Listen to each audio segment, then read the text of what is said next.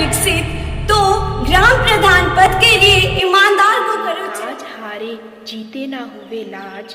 प्राचीन काल में भारत में पंचायती की एक ऐसी व्यवस्था थी जिस तरह नगरों में नगर पालिका के द्वारा प्रशासन चलाया जाता है, उसी तरह गांव में ग्राम पंचायत सभा के द्वारा प्रशासन चलाया जाता है। पंचायती राज का मुख्य उद्देश्य है कि वह गांव के लोगों को सक्षम और सुदृढ़ बनाना, और वो तभी।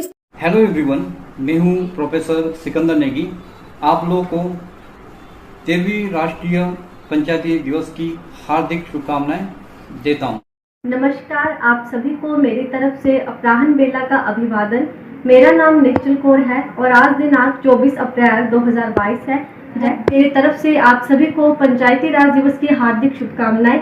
धन्यवाद। जय हिंद, जय भारत। ग्राम पंचायत को बनाना है विकसित, तो ग्राम प्रधान पद के लिए ईमानदार को करो चयनित। सर्वप्रथम तो मेरे सभी देशवासियों को राष्ट्रीय पंचायती राज दिवस की हार्दिक शुभकामनाएं।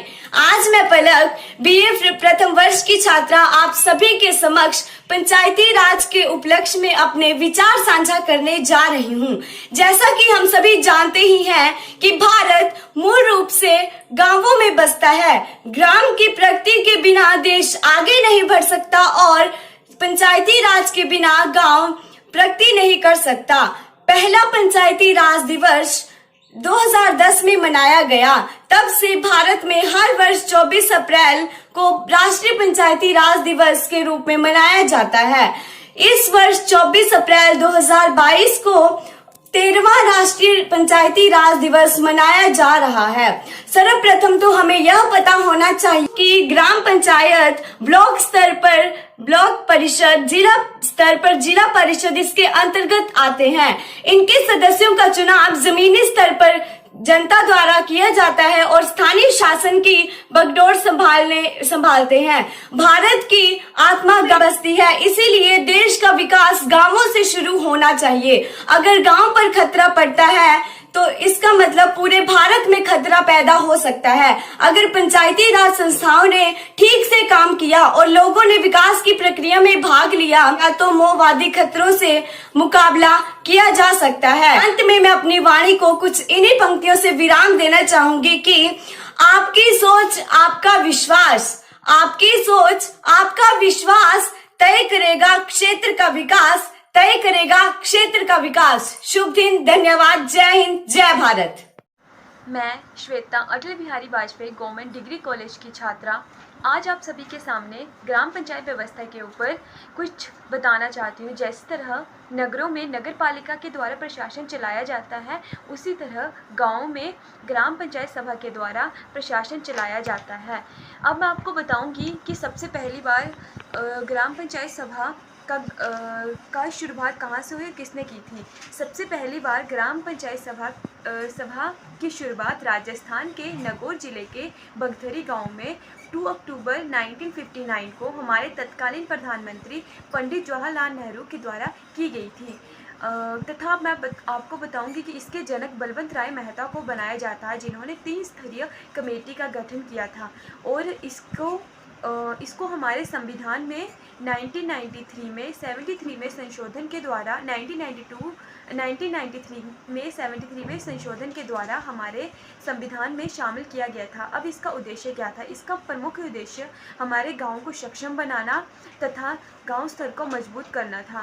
मतलब कि अगर हमारा गाँव मजबूत बनेगा तो हमारा देश भी मजबूत बनेगा। और इसका मुख्य उद्देश्य शक्तियों का विकेंद्रीकरण करना था, ताकि ग्राम पंचायत सभा गाँव में विकास कर सके। और इसका महत्व, भारत जैसे गरीब देश में लगभग 80% लोग गाँव में रहते हैं। जिस तरह उनका डेवलपमेंट, उनका विकास करने के लिए हमें पंचायती राज व्यवस्था का विकास करना। नमस्कार, मैं प्रियंका मनकोटिया कक्षा बीए फर्स्ट की छात्रा आज पंचायती राज दिवस के अवसर पर उपस्थित हुई हूँ। सबसे पहले आप सभी को पंचायती राज दिवस की हार्दिक शुभकामनाएं। HOD professor Sikandar Negi sir एवं मेरे प्रिय भाइयों तथा बहनों, 5 पंच मिली कीजिए काज, हारे जीते ना हुए लाज। प्राचीन काल में भारत में पंचायती की एक ऐसी व्यवस्था थी जिसमें पांचों को समाज में न्याय करने वाले लोगों के रूप में ईश्वर से सीधे समाप्त प्राप्त होती थी। पूर्व काल में स्थानीय प्रशासन, शासकीय व्यवस्था एवं ग्राम पंचायतों की महत्वपूर्ण भूमिका होती थी। भारत में ग्राम पंचायतों का अस्तित्व तो वैदिक काल से ही हो रहा था। उल्लेखनीय उस समय की ग्राम पंचायत 5 प्रशासनिक इकाइयों में से ही एक था, क्योंकि ग्रामों का मुखिया को ग्रामीण से ही एक ग्राम मुखिया कहा जाता था। वैदिक काल के बाद भारत में प्रशासनिक इकाइयों के रूपों में ग्राम पंचायतों का अस्तित्व मुगल तक रहा। पंचायत की व्यवस्था एवं नियमों का उल्लंघन करने वालों को तो कठोर दंड भी दिया जाता था। इन परिस्थितियों को देखते हुए अंग्रेजी सरकार ने भारत सरकार के अधिनियमों को 1919 के अंतर्गत ही प्रांतीय सरकारों से कुछ अधिकार दिए थे, जिनके फलस्वरूप वर्ष 1920 के आसपास सभी प्रांतों में पंचायतों का निर्माण कर रहे थे। सीमित अधिकार दिए गए थे और उस समय ग्राम पंचायत की जन स्वास्थ्य, स्वच्छता, चिकित्सा, जल निकास, ग्राम आदि की देखभाल भी करती थी। धन्यवाद। सुप्रभात। मैं सपना अटल बिहारी वाजपेयी बंगाना कॉलेज की तरफ से आज आपके सामने भारत में पंचायती राज का विकास, उसके महत्व तथा उसकी रुकावटों के बारे में अपने विचार प्रस्तुत करने जा रही हूँ। जिस तरह शहरों में नगर पालिकाओं तथा उप नगर पालिकाओं द्वारा शहरी शासन चलाया जाता है, उस तरह ही गाँवों में पंचायतों द्वारा ग्रामों का शासन चलाया जाता है। इसकी 3 संस्थाएं हैं: ग्राम स्तर पर ग्राम पंचायत, ब्लॉक स्तर पर पंचायत समिति तथा जिला स्तर पर जिला परिषद। भारत में ब्रिटिश शासन काल में लॉर्ड रिचन ने इसकी स्थापना की थी। उन्होंने 1882 में पंचायती स्वशासन का सुझाव प्रस्तुत किया था। वर्ष 1958 में राष्ट्रीय जिला परिषद ने बलवंत राय मेहता समिति की सिफारिशें स्वीकार की। तत्पश्चात राजस्थान के नागौर जिले में पहली बार 2 अक्टूबर 1959 को भारत के तत्कालीन प्रधानमंत्री पंडित जवाहरलाल नेहरू ने पहली बार त्रिस्तरीय पंचायत समिति का गठन किया था। अब बात करते हैं इसके महत्व की।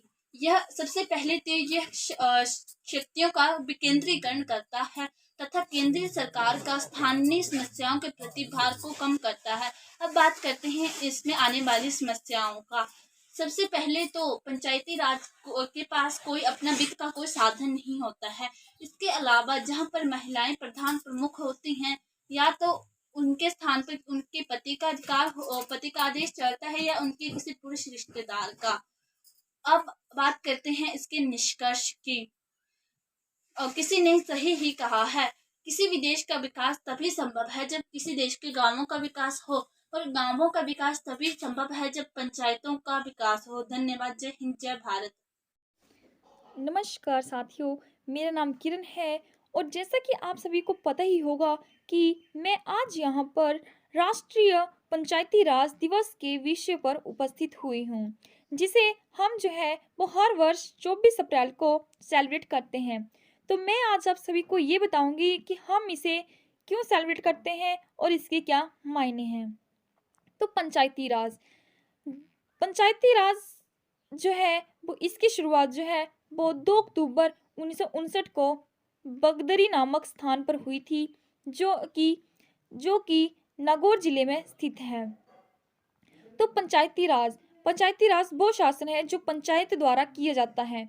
उसे हम जो है वो पंचायती राज तो बोल सकते हैं, लेकिन इससे कई ज़्यादा जटिल और सुदृढ़ है इस व्यवस्था का नाम। हमारे यहाँ जो है वो सामान्यतः तौर पर हम लोग बोलते हैं कि हमारे यहाँ 3 प्रकार की सरकारें पाई जाती हैं, जो कि इस प्रकार से हैं। तो फर्स्ट पर आती है संघ शासन। तो संघ शासन जिसे हम केंद्र सरकार बोलते हैं, जो कि केंद्र में बैठती है। और नंबर 2 पर आती है हमारी राज्य सरकार, जिसे हम विधानसभा के नाम से जानते हैं। और नंबर 3 पर आती है हमारी पंचायती शासन, जिसे हम पंचायती राज के रूप नाम से जानते हैं। तो पंचायती राज जो कि गांव में बैठती है। तो प्रश्न ये उठता है कि पंचायती राज जो है वो लोकल गवर्नेंस है, जो कि अपने मुद्दों के लिए डील करते हैं। I am Manju from BA first year. Good morning to all of you. Panchayati Raj का क्या अर्थ है? ग्रामीण स्थानीय स्वशासन पद्धति।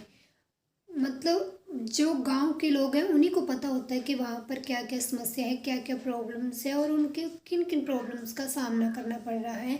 तो पंचायती राज व्यवस्था की स्थापना इसलिए की है क्योंकि जो वहाँ के लोग हैं, वहाँ के लोग वहाँ की प्रॉब्लम को खुद सॉल्व कर सके, इसलिए पंचायती राज व्यवस्था की जो है की जाती है। तो पंचायती राज की नींव पहली बार राजस्थान के नागौर जिले में रखी गई थी और 2 अक्टूबर 1869 में भारत के पहले प्रधानमंत्री पंडित जवाहरलाल नेहरू ने इन्होंने भारत में भी पंचायती राज व्यवस्था को लागू कर दिया था। और जो भारतीय संविधान के भाग 4 की नीति निर्देशक सिद्धांत है, उनके अनुच्छेद 40 में जो है वो इसकी व्यवस्था की गई है और इसके गठन और इसके कार्य के बारे में बताया गया है। पंचायती राज का मुख्य उद्देश्य है कि वहाँ गांव के लोगों को सक्षम और सुदृढ़ बनाना, और वो तभी संभव है अगर वहाँ की शिक्षा प्रणाली, वहाँ का जल संरक्षण, वहाँ की पढ़ाई और वहाँ साफ सफाई होगी, तभी यह संभव है। तो पंचायती राज व्यवस्था तभी सफल होगी अगर इन सभी बातों का ध्यान रखा जाए। पंचायती राज व्यवस्था में ऐसा होता है कि हर एक वार्ड का एक पंच होता है, तो 4 वार्ड के 4 पंच हैं, उनका एक प्रधान होता है, तो वो पंचायती राज के अंडर कार्य करते हैं और वो अपने एरिया के कार्य को अच्छी तरह से निभाते हैं और अपने गांव के लोगों के विकास के लिए अपनी भूमिका अदा करते हैं।